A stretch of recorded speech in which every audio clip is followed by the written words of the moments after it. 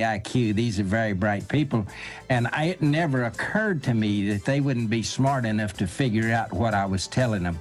And I was shocked when they didn't believe a word I said. We do have that Oklahoma City interview coming up, but first we want to play a few clips from A Noble Lie, an incredible film that covers so much of that very big lie, that total false flag in 1995, which was really just a precursor for the big one, 9/11. Let's play now clips from Hoppy Heidelberg, who we have joining us in just a few moments. Let's play the first one. It was just too important to the American people to know what happened there for me to keep quiet, because nobody else was going to speak up.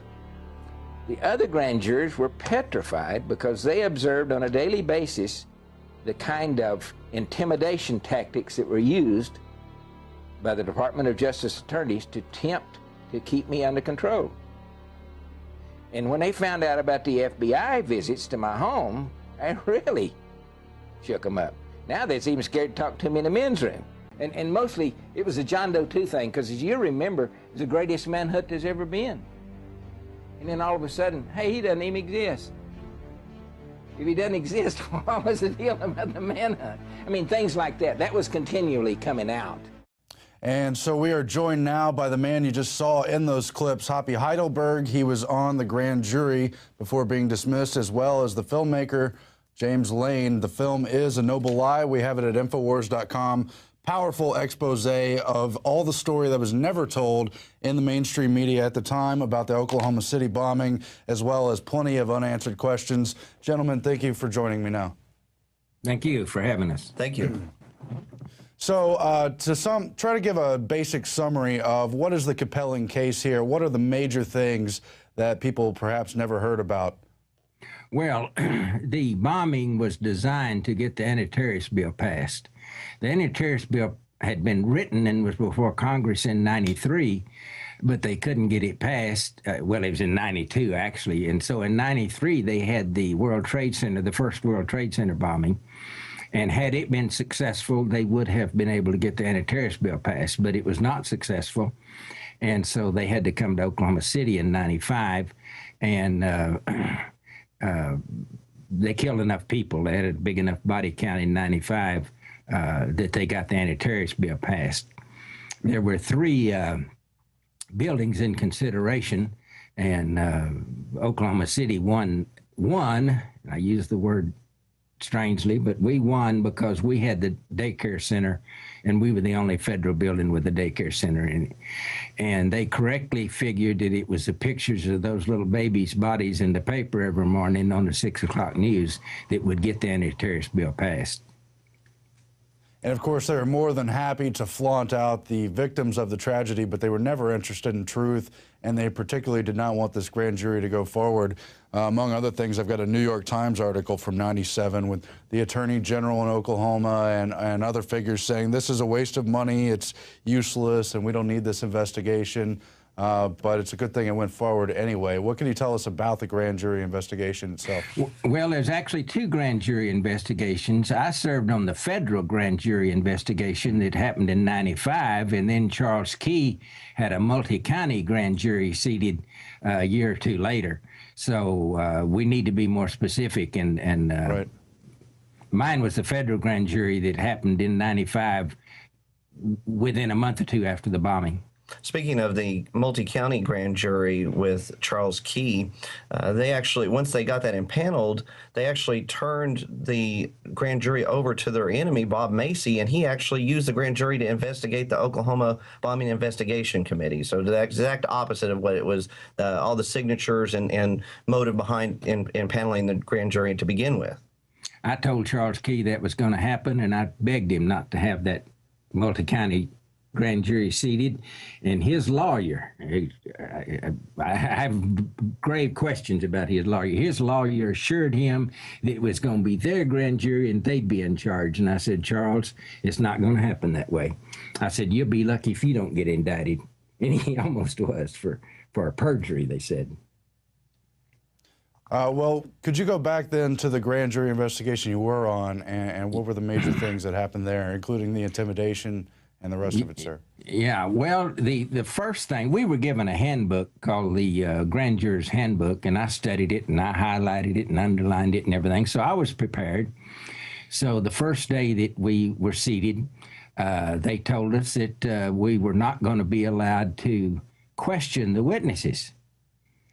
And man, I thought, what in the world is that? And I opened my book up right quick, and of course it said that's what we were there to do. And so I pointed that out to them, and I said, I'm going to question the witnesses whether you like it or not, because the book says that's what I'm supposed to do. And we finally, we took a break for a while, and we finally came to a compromise. They said, okay, we're going to let you, and I was the only one that was allowed to question witnesses, we're going to let you ask questions of the witness, but you have to give us the questions in writing in advance.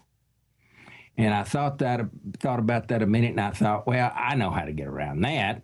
I'll give them one question, and then after that question's answered, depending on the answer, I'll go to my next question. And I'm not going to give them all the question I'm going to ask, because how can I? I don't know what I'm going to ask until I get the answer to the first question. And so I got around that. But it turned out it didn't really matter. There were no witnesses that they called that knew anything about the bombing. Not a thing. It was the same thing that the FBI did. You know, they've got mountains and mountains of 302s where they said, look at all the investigation that we've done, but they never asked the important people the important questions. It was just to build a mountain of paperwork to say that, oh, they had done their job. But all the people, and I can't tell you who testified and what they actually testified to, because that's not right. But the people they called to testify was somebody that had seen Tim McVeigh at a gun show years earlier. I mean, that's not relevant at all. In fact, not a one of the witnesses that they called to the grand jury was actually relevant to the bombing. It was just amazing. It was just a dog and pony show. Shows how the judicial branch has been compromised. I mean, they were complicit in pushing forward the official cover-up story. Well, what are the major smoking guns that independent investigators have discovered over the years? Who do we know that was involved other than the two accused, and other breaking evidence you can give us? Well, of course, it was an inside job to get the legislation passed. Some of the things that we have learned since is I've learned to calculate the decline in blast pressure with distance, so that I can prove beyond a shadow of a doubt that there was no ammonium nitrate bomb exploded there. And even if there were, there's not possible that it could have done any damage, because the government reported that the size of the bomb would have generated 500,000 pounds per square inch of pressure, which sounds like a lot, and is a lot. And of course, I was never allowed to have structural engineers come in and tell me how strong the columns inside the building were designed to be. I found out much later that they were designed to withstand 3,500 pounds per square inch of pressure. Well, it sounds like on the face that 500,000 wouldn't have any trouble taking out 3,500. But the problem comes in is when you go to calculating the decline in pressure with distance. In the formula, you have blast pressure over the distance cubed. Well, we used 10. It may have been 12. I didn't actually measure the width of the sidewalk down there. But when I got to it, I mean, they tore all that out. There's no sidewalk anymore. But I'm familiar with the building, and it was at least 10 feet, could have been 12 feet to the nearest column. So we'll use 10 because that's easy to calculate. And you put BP for blast pressure over 10 times 10 times 10. That's 10. That's distance cubed. And you multiply that out, 10 times 10 times time, and you end up with 1,000. 10 times 10 is 100, and 100 times 10 is 1,000. So you got 500,000 over 1,000. So then you divide the 500,000 by the 1,000, and you're left with 500 pounds per square inch of pressure. Not even close enough, not any chance strong enough to knock out any column in that building. Didn't they say by the time it actually got to the deepest bite in the building, it was about the equivalent of 10 hair dryers?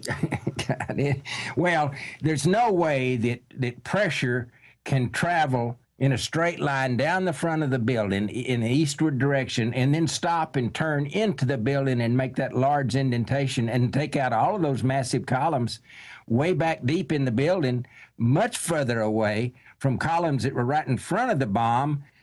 And I've got photos of those columns, and the sheetrock is not even damaged on the bomb. You can see the gray, from the false ceiling to the top of the column, it's gray. That's the concrete. From the false ceiling down, it's white, and that was the drywall. That was the sheetrock that was painted white. And you can see that the bomb didn't even tear up the drywall, the sheetrock. I mean, if it can't damage sheetrock, it's not going to damage concrete. And in the documentary, we show the actual photographs of this. Columns that were closer to the bomb still has the sheetrock on them. We've got the photographs. Columns farther away were supposedly destroyed by this, this truck bomb with ammonium nitrate and fuel oil. We've got street interviews where people, that day were talking about the additional ordnance that were removed from the building, disarmed. We got people from the military talking about a second larger device being disarmed, the day of later in the day of April 19th. General Parton, his report shows where the additional ordnance would have to be placed to create the damage pattern that we see at the Murrah building. The biggest bite in the building is offset from the crater. And again, the crater was much smaller than what the official report says, but it would have had to have gone forward and taken a right-hand turn. It's like the magic bomb. It's like the magic bullet, And of course, the film is A Noble Lie, which I think is a great title. It brings up 9/11 as well, where obviously physics is not what they're interested. They're interested in the emotional perception of this great tragedy. And so, of course, the media cover-up is a large part of this whole lie. Could you get into some of that and what you saw with the local media as well as the national media? Well, of course, it started out with the media telling the truth, but that didn't last 24 hours. Then they changed everything. The only media that continued to tell the truth was Channel 4, a TV station, K4 TV station. It told the truth so strongly that it was purchased by the New York Times, and every employee with that station that was working on the Murrah building bombing was fired, and not only fired but blackballed, and have never been able to work in TV again. Another thing that we saw was Frank Keating's brother, Martin Keating, wrote a book, The Final Jihad, and the copyright date on this was actually originally 1994. The subsequent publications that came out, they changed the date to 1996. Well, why is that? Well, when you look at the characters in the book, it's about someone setting off a bomb in Oklahoma City by a federal building and being picked up by a state trooper. The character's name was Tom McVeigh, and with an original publication date of 1994. City interview coming up, but first we want to play a few clips from A Noble Lie, an incredible film that covers so much of that very big lie, that total false flag in 1995, which was really just a precursor for the big one, 9/11. Let's play. The IQ, these are very bright people, and it never occurred to me that they wouldn't be smart enough to figure out what I was telling them, and I was shocked when they didn't believe a word I said. We do have that Oklahoma. Found out about the FBI visits to my home, and really shook them up. Now they're even scared to talk to me in the men's room. And mostly it was a John Doe 2 thing, because as you remember, it was the greatest manhunt there's ever been. And then all of a sudden, hey, he doesn't even exist. The other grand jurors were petrified because they observed on a daily basis the kind of intimidation tactics that were used by the Department of Justice attorneys to attempt to keep me under control. And when they now clips from Hoppy Heidelberg, who we have joining us in just a few moments. Let's play the first one. It was just too important to the American people to know what happened there for me to keep quiet, because nobody else was going to speak up.